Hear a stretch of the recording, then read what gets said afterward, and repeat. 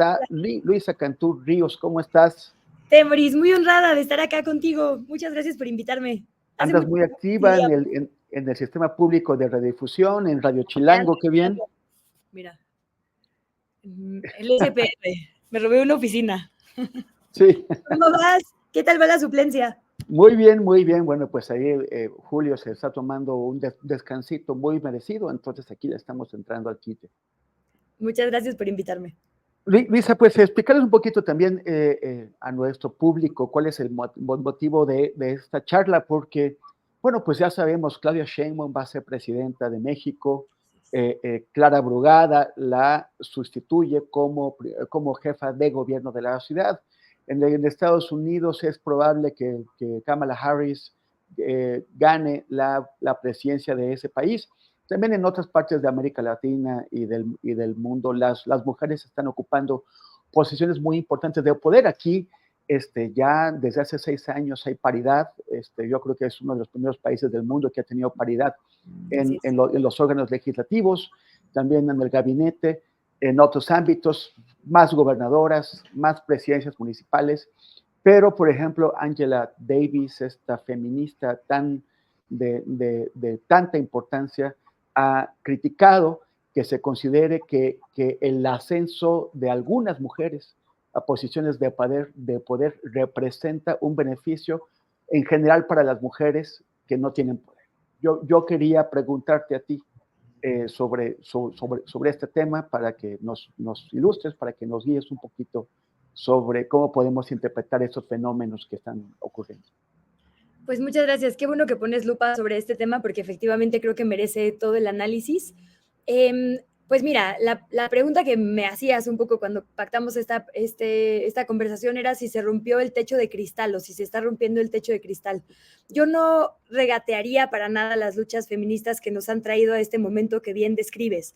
Efectivamente, el único pendiente que tenía México era una mujer presidenta o primera ministra, digamos, una titular del Ejecutivo para alcanzar las mayores calificaciones de paridad de género en cuanto a inclusión política, ¿no? Se cerró este año radicalmente la brecha de género en cuanto a política, gracias a que pasaron todos estos factores que nos dices de paridad en las cámaras, más gobernadoras y ahora finalmente la presidencia de la República. Entonces, yo diría, a ver, por supuesto que no hay que regatear nunca estos avances. Yo digo, en el fondo me parece que Angela Davis y que particularmente muchas feministas negras que hoy han puesto las intersecciones en la mira pública tienen toda la razón, pero también creo que no hay que regatear, digamos, la representación, ¿no? La posibilidad de que las niñas en cualquier geografía del mundo vean a mujeres llegando a espacios de poder, no solo de dirección política, sino de dirección, de participación, incluso de roles principales en películas, en todo tipo de espacios de poder suave, también son importantes. Ahora, ¿eso va a cambiar de fondo la situación de las mujeres? Creo que no, y ahí es donde sí es diferente tener a una mujer interseccional o feminista que a una mujer que no lo es, porque ¿de qué nos hubiera servido la llegada a la presidencia de la República a las mujeres de, por ejemplo, Lili Telles, ¿no? De alguien libertario o que no necesariamente se fija justamente en las vivencias de las mujeres que tienen otro tipo de contextos que el suyo, o que no pugna justamente por los derechos de las mujeres, algo tan básico como que nuestro cuerpo esté legislado en nuestra contra. Entonces, creo que ahí hay como varias aristas que podríamos ir abriendo. Yo sí diría que las mujeres lleguen y eso normalice la situación es muy importante. El 2 de junio, cuando fui a votar, llevé a mi hija en su carriolita porque es muy bebé, y había unas señoras mayores que estaban cansadas porque la fila estaba muy larga esperando en un árbol sentadas, y me decían, ¿te fijas cómo para ella va a ser normal esto? Y claro, mujeres que nacieron cuando las mujeres no votaban o que apenas les tocó eso, viendo a una mujer jefa de gobierno y a una mujer presidenta es absolutamente aplaudible. Ahora, ¿cómo le hacemos para verdaderamente romper el techo de cristal? Techo de cristal significa reglas no escritas u obstáculos que solo tenemos las mujeres para acceder a los puestos de poder. Y la verdad, que lleguen mujeres privilegiadas tampoco necesariamente significa haber roto el techo de cristal para el resto de nosotras, ¿no? O para el resto de las mujeres. El techo de cristal significaría que la crianza tenga una distribución equitativa, que los cuidados estén resueltos por el Estado y no se recarguen en las mujeres con todas las limitaciones que eso significa para su potencial y para su desarrollo. Entonces, ¿se rompió el techo de cristal? Yo creo que no. Creo que hay mujeres que dentro de este mismo sistema patriarcal han logrado ocupar estos mismos espacios. La diferencia sustancial entre Kamala Harris y Claudia Sheinbaum, y particularmente con Clara Brugada, es el tipo de política que están proponiendo, porque llegar a proponer continuidad en un sistema que es patriarcal no es romperle el techo de cristal ni abrir brecha para el resto de las mujeres. Llegar a proponer un sistema de cuidados y poner a las mujeres indígenas al frente, sí. El gran problema con Kamala Harris es lo mismo que le pasó a, por ejemplo, Barack Obama, que la gente creyó en Estados Unidos que por ser afrodescendiente y por ser negro, iba a tener una política que fuera radicalmente distinta a esta opresión blanca que significaba guerras e invasiones en Medio Oriente, que significaba tener a su población con un trato tan diferenciado por el color de la piel. Y lo cierto es que no sucedió así, de hecho fue mucho peor que otras administraciones blancas, ¿no? Entonces creo que lo mismo le ha pasado a Kamala Harris. Es una mujer con ascendencia asiática, ascendencia negra, que no ha fungido como verdaderamente una interlocutora de estos sectores vulnerados históricamente en ese país. Lo primero que hemos visto de ella es decirle a Israel que no se preocupe, y a los lobistas de Israel que no se preocupen, ni por procedimientos internacionales, ni por juzgar tú lo sabes mejor que yo, ¿no? El lobby y la injerencia israelí en la política estadounidense. Entonces, esto que dice Angela Davis me parece más que pertinente. ¿De qué nos sirve que una mujer llegue a actuar igual que lo han hecho los hombres blancos? Nos sirve que una mujer llegue a funcionar contrario al patriarcado, ¿no? ¿Nos puedes explicar, has mencionado a mujeres interseccionales o feministas, ¿nos puedes explicar el tema de la interseccionalidad? Sí, claro, digamos que lo podemos entender como capas, ¿no? O como, pues tal cual, intersecciones, puntos de encuentro entre diferentes situaciones que vivimos. No es lo mismo ser una mujer blanca que una mujer indígena, que una mujer indígena con discapacidad. No es lo mismo ser una mujer en la Ciudad de México que una mujer en un área rural. La interseccionalidad es como no obviar estas diferentes capas que se encuentran y que merecen diferentes niveles de atención. Entonces, claro, para las mujeres blancas acceder a puestos de poder, o para las mujeres clase medieras en la ciudad, es mucho más sencillo que para otras mujeres. Para mujeres que tenemos privilegios económicos y que eso nos resuelve los cuidados, es mucho más fácil crecer laboralmente que para mujeres que no lo tienen, ¿no? Entonces, estas visiones, digamos, complementarias de la diversidad y demás, son lo que ahora está como puesto más a debate, porque efectivamente podemos hablar de sufragistas, podemos revisar a las grandes intelectuales en las universidades, que son mujeres, pues sí, feministas históricas, digamos, pero que tienen como vaso comunicante la blanquitud. Y la blanquitud que justo se sostuvo, digamos, también su posibilidad de lucha en los cuidados de alguien más, ¿no? O sea, nosotras, muchas mujeres que nos consideramos feministas, pero que tenemos contextos de privilegio, en realidad podemos hacer todo lo que hacemos porque hay alguien más que está sustituyendo esos cuidados. Y en muchos casos son mujeres indígenas, o son mujeres más pobres, o son mujeres de otros contextos, ¿no? Y eso es lo que hay que ir resolviendo, eso es lo que tenemos que empezar a poner también sobre la mesa. Entonces eso me parece muy importante cuando hablamos de Kamala Harris. Creo que en el caso de las mujeres mexicanas es distinto. Clara Brugada sí viene de un contexto no de privilegio, tiene, digamos, una trayectoria justamente de funcionar periféricamente a los privilegios, y creo que eso le ha dado una visión que le permite entender cómo desde la política pública se puede emparejar el piso para las oportunidades de las mujeres. Y Claudia Sheinbaum creo que viene justo de una élite, digamos, intelectual de las escuelas públicas, de las universidades públicas de nuestro país, pero que está mucho más empapada de estas realidades que viven muchas mujeres en nuestro país. Oye, y a ver, tenemos 6 años de paridad en el Congreso, de gabinete paritario también, y un creciente número de mujeres en diversos puestos. ¿De qué forma esto ha cambiado las políticas o ha impactado en las políticas que ha llevado o que hemos tenido en estos 6 años? ¿Y de qué forma esperas tú que esta importante casilla que faltaba, que era que tener una presidenta, ¿de qué forma esperas tú que incida, que cambie las cosas? Y también por lo que ha dicho Clara Brugada al respecto de la ciudad de cuidados.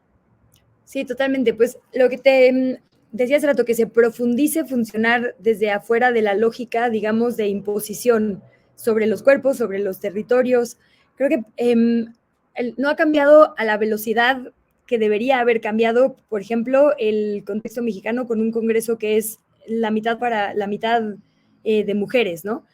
¿Y en qué lo reflejo? Las licencias de paternidad no son iguales que las licencias de maternidad, ¿no? No se han creado políticas públicas, digamos, que tengan que ver con el Congreso, como por ejemplo un cambio en nuestra visión punitivista.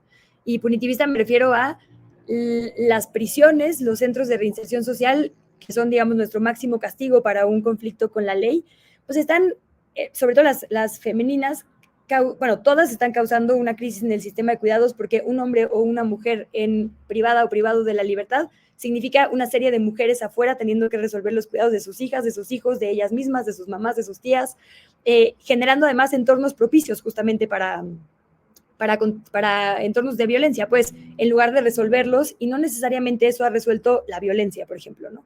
El tema del narcomenudeo en el caso de las mujeres. Desde la guerra contra el narco, en toda la región hay una constante que ha documentado la organización Elementa, y es que hay el número, digamos, de personas que están ingresando a prisión más grande es el de mujeres que tienen narcomenudeo, delitos, digamos, de la salud, ¿no? ¿Por qué? Porque, claro, crecen estos fenómenos y las personas más vulnerables son las mujeres que hacen los trabajos que están más en contacto con los cuerpos policíacos, es decir, no están desarticulando a los grandes capos una vez cada cuantos años, como hemos visto ahora con el Mayo Zambada, pero todos los días hay detenciones de mujeres que estaban haciendo microtráfico. Y eso les separa de sus hijas e hijos, rompe familias y no necesariamente resuelve ningún tipo de problema. Cuando decimos perspectiva de género, cuando hablamos justamente de estas interseccionalidades, es ver eso, es decir, a ver, esta política generalizada que yo tengo está afectando diferenciadamente a alguien, y en nuestro caso, y ahora que se está discutiendo la reforma del Poder Judicial, en absolutamente todas las etapas del sistema de justicia y particularmente del penal, hay un impacto diferenciado de género, es decir, nos va peor a las mujeres. En el trato con la policía, en el trato con los MPs, se nos amenaza más con hacerle daño a nuestras hijas e hijos, a nuestros familiares, hay mucha más violencia sexual, insisto, ¿no? Digamos, las resoluciones no están trayendo más paz o mejores condiciones para la sociedad en general, están creando más problemas. Entonces yo creo que ese es el tipo de cosas que una mujer tendría que ver. El tema de los cuidados me parece otra de las como obviedades. Techo de cristales, por ejemplo, mis compañeros hombres, reporteros y yo, llegamos a trabajar a la misma hora, pero yo pasé toda la mañana amamantando, hice el lunch de mis hijas y de mis hijos, los llevé a la escuela y fui a trabajar. Y ellos se levantaron, pudieron leer las noticias, pudieron ponerse al corriente. Llegamos ya por entornos, por cosas de nuestro contexto y de nuestro entorno que recaen en nosotras, a competir de manera diferente. Entonces, claro, cuando haya que elegir a quién va a crecer, van a elegir a quien tuvo más posibilidades, quien tiene más disponibilidad de tiempo. Y esas son las cosas que a nosotras sí nos han atravesado siempre. E insisto, hablando desde el privilegio de mujer de la Ciudad de México. Pero cuando te atraviesan esas vivencias, puedes llevarlas a la política pública. Es muy difícil que un hombre que no ha vivido esto lo traiga presente, como muchas de las cosas que a nosotras y a nosotros aquí en la capital del país nos pasan por alto, ¿no? Como que el privilegio te provoca también inevitablemente cegueras. Entonces, la visión de una mujer, la llegada de una mujer tendría que resolverlas porque nos ha atravesado eso. El espacio público. Clara Brugada, no sé si últimamente ha sido Iztapalapa, yo fui hace un par de semanas a una de las utopías y me perdí un montón porque está bien confuso ahí las callecitas para llegar a la Libertad. Todas las calles tienen murales. Los colores, los árboles, el entorno, la infraestructura es un derecho llave también, porque te habla de lo que te mereces, con lo que tus hijos crecen, de espacios donde vas cuidándote la espalda y eso significa una relación con el espacio público y con lo público, o espacios donde puedes ir a convivir.